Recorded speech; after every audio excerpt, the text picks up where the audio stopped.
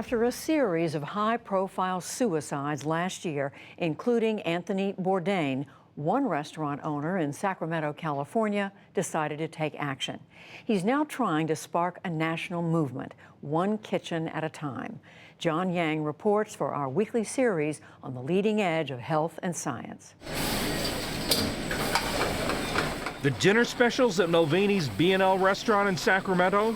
Pasta with truffle and wild-caught halibut with bok choy. We have a couple new desserts.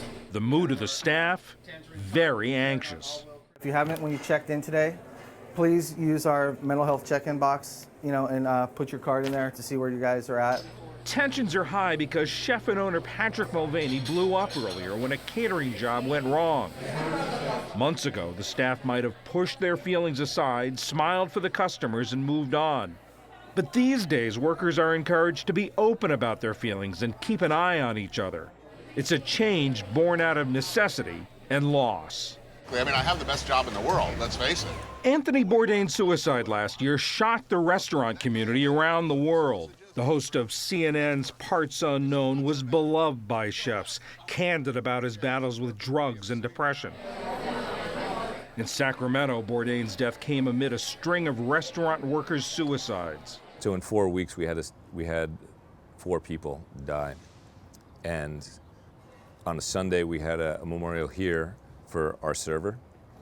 And I woke up Monday to get ready for a memorial for a former bartender to see my phone lit up with all the messages that a former chef had died as well. And just 4 memorial services in 2 weeks is too much. Mulvaney's grief spurred him to create a program focused on his workers' mental health. He calls it I Got Your Back. We want people to be able to talk about it, and that the idea that you can, by lowering stigma, increase the safety, but also the people who are facing challenges, instead of saying, that's just them, we'll let them go, we're beginning to engage with them to try and say, hey, I don't think you're okay. How can we help you be better? It's a peer-to-peer counseling and support program designed in conjunction with local healthcare providers. Researchers say that service employees who rely on tips are more susceptible to depression and stress than any other employees. And according to federal data, substance abuse is higher in the restaurant and hospitality industry than in any other field. The fast-paced, high-pressure environment of restaurant kitchens, anything else that's really fun off the menu? Long, grueling shifts, and what are often low and unpredictable wages can take its toll. The reticence to ask for help or ask people for things is built into the restaurant industry because we're about hospitality. Is your drink cold? Is your steak hot? Is your soup to your liking? We never ask about ourselves. To encourage staff to be aware of their feelings and those of their colleagues, each member of Mulvaney's team gives a mood check when they clock in for work each day. They pick a color, red for angry, green for happy, yellow for okay, and blue for sad, and place it in a box. Lisa Scholes is the restaurant's human resource manager. Throughout the day, we might grab the box at the change of shift times and kind of count out how many reds we have, how many yellows we have, how many greens. Sometimes just having an idea about how people are feeling changes how you react with them. And I just wanted to basically say thank you for stepping up for Alex. One worker on every shift, identified by a purple helping hand sticker like the one Lisa's wearing, is trained to recognize signs of colleagues' mental distress and direct them to help. When we said that we're going to have the counselors being peers, being the people on the floor working with you in the trenches, that then people would go to them naturally, and in fact they have. And they can relay fellow workers' concerns to the boss. Resources are available online and reminders are everywhere, from the bathrooms to the host stand, that there is help and hope. A coalition of local healthcare groups, including Kaiser Permanente and the University of California Davis Medical Center, provide funding and mental health resources. What made today worse? Lizanne Wick is the director of the Suicide Prevention Program at WellSpace Health, which also provides services for Mulvaney's program. The beauty of the I Got Your Back project is that it puts it right there where they're at. It makes talking about mental health and wellness and help seeking and even suicide or depression a more natural thing. Mulvaney's initiative fits with the other community work he does with his wife and business partner, Bobbin. He says it's inspired by one of his favorite films. I got $2,000. The classic, It's a Wonderful Life.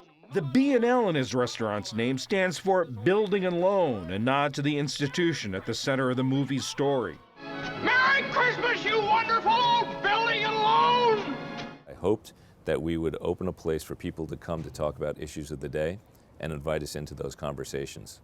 And over the last 13 years, what we've seen is that we've become a central part of many of those conversations in our community.